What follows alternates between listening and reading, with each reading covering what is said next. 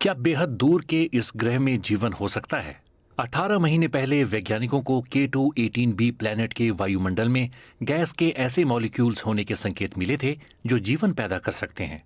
इस खोज में जुटे वैज्ञानिकों ने मुझे बताया कि अब और सबूत मिले हैं। It is certainly the strongest sign we have seen yet. ये अब तक का सबसे ठोस संकेत है, इसे नकारा नहीं जा सकता। तो मैं यकीन के साथ कह सकता हूँ कि हम 1 या 2 साल में इसकी पुष्टि कर लेंगे।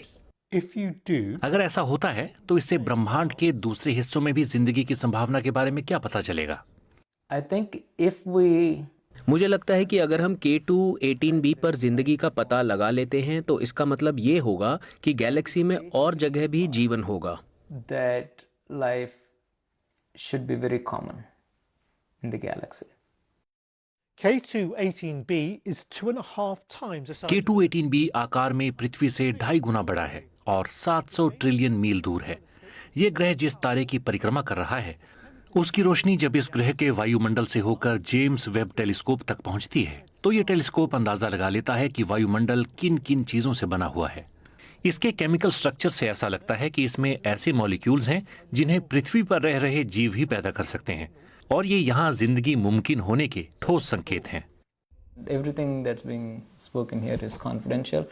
Several of us professor Madhusudan की टीम अपनी खोज पर साइंटिफिक पेपर तैयार कर रही है। भले ही मॉलिक्यूल्स की मौजूदगी के और सबूत मिले हैं, मगर वो पक्के तौर पर नहीं कह सकते कि वाकई ऐसा है।